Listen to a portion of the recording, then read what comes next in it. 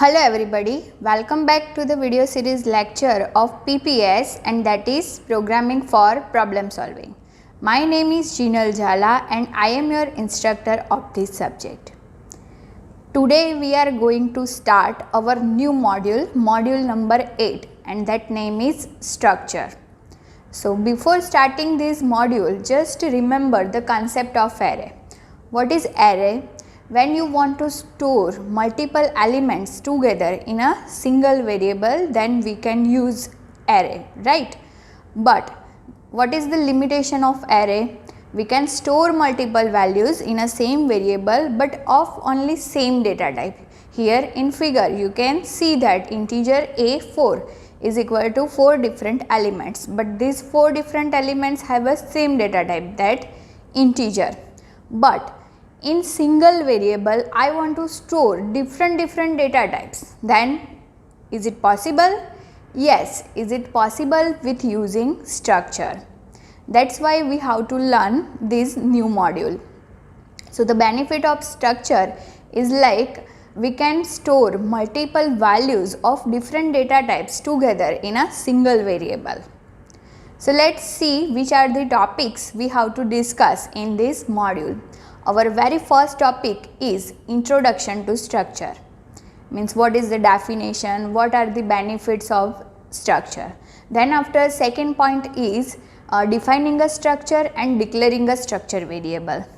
Now what do you mean by defining a structure? Array is a derived data type. In array we have to just declare one array and directly we can use it in our program. When we want to make a program using structure, so first of all we have to define the structure. Then after we have to declare one structure variable, and then after we can access the member of our structure. So this is the difference between array and structure. Now next topic is accessing members of structure and how we can initialize our structure. Then next is a array of structure and nested structure, and our last topic is union and difference between structure and union, because structure and union both are the user defined data type, but there are some difference between structure and union, so we have to see in that topic. So start with very first topic, that is Introduction to Structure. So first of all, structure is a user defined data type, means user can create his or her own data type, and it allows to combine different data types values together in a single variable. So the definition of structure is like structure is a user defined data type which allow us to combine different data types items together in a one variable. Now what are the benefits of using structure? So first of all, by using structure we can create any type of complex data type because it is a user defined data type, and in definition I have already said that we can combine different data types value in a single variable. So this is also one advantage. Then next advantage is we have to define structure only once, and we can use it multiple times in our program by declaring just a structure variable of particular structure. So these all are the benefits of using structure. Now let's see how we can define our structure and declare our structure variable. So first of all, when you want to build a program using structure, so our very first step is to define the structure. And how we can define our structure? So just see the syntax here. First of all, write the keyword, that name is struct. Then after you have to write your structure name. Means if you want to store the data of student information like student name, student roll number, student address, etc., then you can create one structure of student information. Then in curly bracket you have to define different members. So members means the attribute of particular structure, means if we want to store the detail of students, then students roll number, students name, student date of birth, address, all are called as a members of our structure. So these members we can define here by declaring its data type, and at last closing curly bracket and semicolon. So this is the definition of structure. Now let's see example how we can define. So here see the example, struct and then after student, because I want to make a structure of student, that's why. And in curly bracket I have taken 3 members. You can use any number of members here.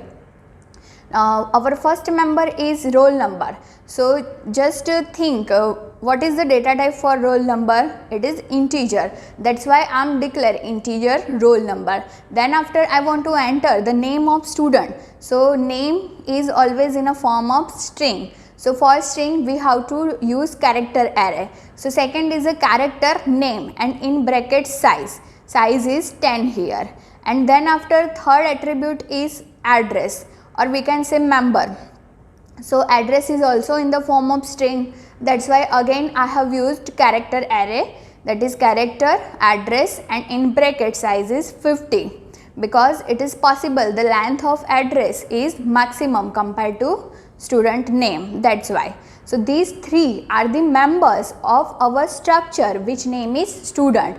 You can enter the name of structure as per your choice, like student, student information, student table, etc. So our first step is completed. We have already defined our structure, and where we can define this structure, we have to write this structure definition always above the main function. So now our next step is declaring a structure variable. Now what do you mean by structure variable? The structure which we have defined is outside the main function, and always the execution done of only our main function. So if you want to access the members of our structure into main function, then compulsory we have to declare structure variable of particular structure, and then by using structure variable we can access the members of our structure.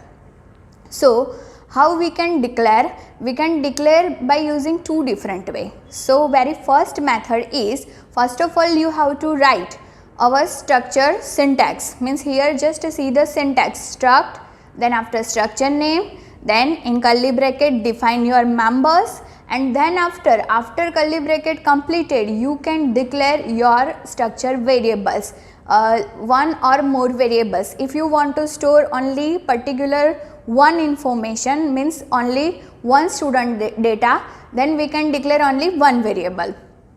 If you want to store more than one student data, then you have to declare multiple variables. So let's see here example. So the same example I have write here, that struct student, 3 members available here, that is roll number, name and address, and at last after curly bracket S1, S2, S3.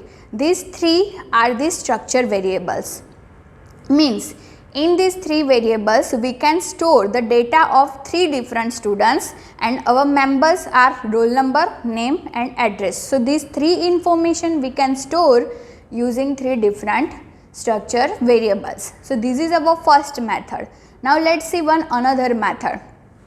If you want to declare structure variable in the main function, then it is possible. So how we can declare? So just to see the syntax, first you have to write struct keyword, then after your structure name, and then after your structure variable name.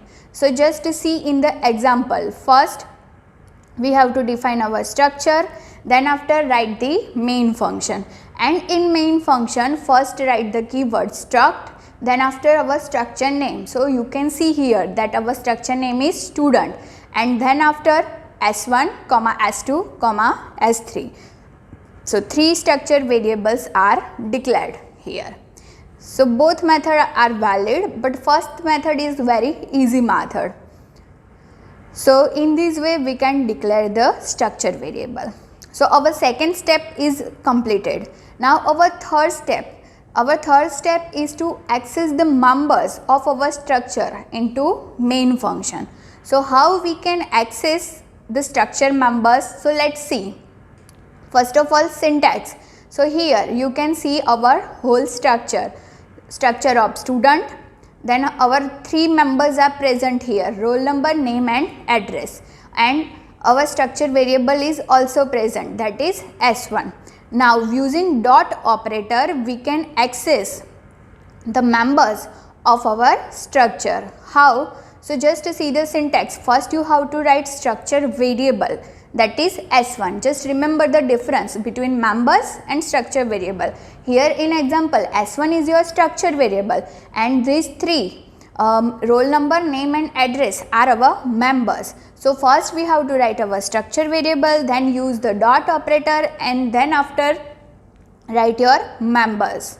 So see the example, S1 dot roll number, then second is a S1 dot name, and third is a S1 dot address. So in this way we can access the members of our structure.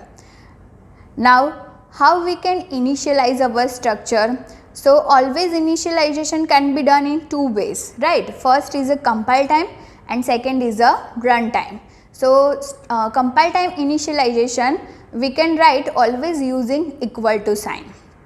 So just to see here compile time syntax, that first write struct, then after structure name, then your variable name is equal to, in curly bracket, list of values. So just to see example, struct student S1 is our structure variable, is equal to, now you have to maintain the order of your members, means our first member is roll number. So in curly bracket write first roll number. I am writing 1 as a roll number of student. Then after second member is a name. So you just write the name of any of the student. Here Bhavya is my student and Bhavya is string. So string always represent in double inverted comma. And last address, so here I am writing in short that Ahmedabad. Ahmedabad is also in string, so I am writing in double quotes. And for numeric value, single or double quotes are not required. So just remember this thing. So this is compile time initialization. Now how we can write runtime initialization?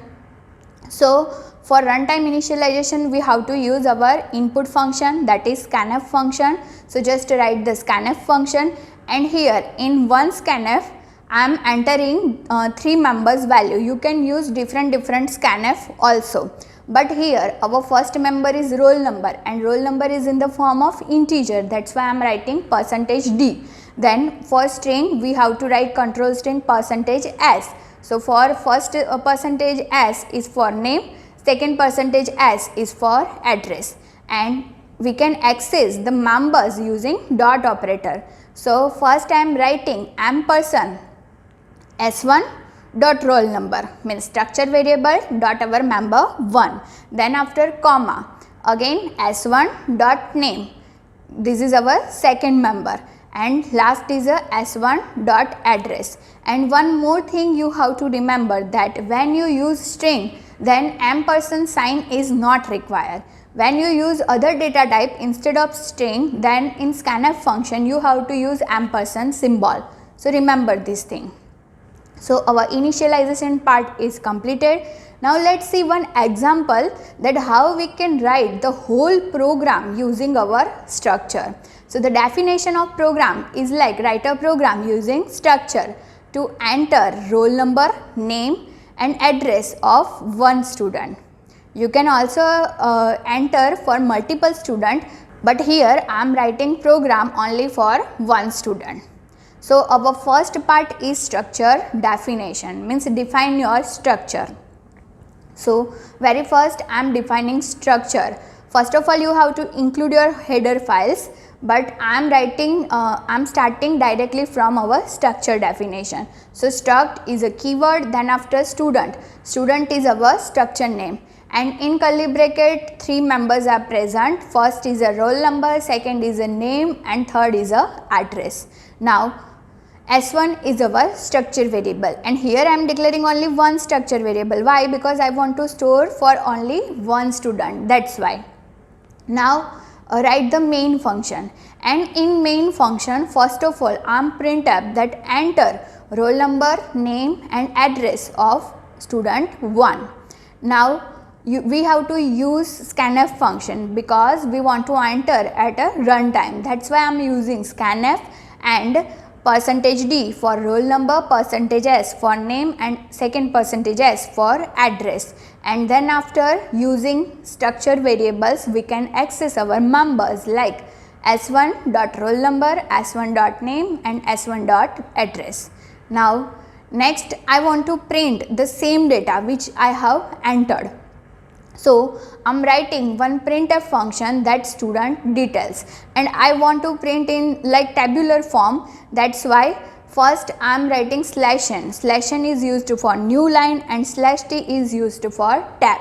And after /t I am writing roll number is equal to %d, and then after comma how we can access the member or print the member. So again we have to write s1 dot roll number.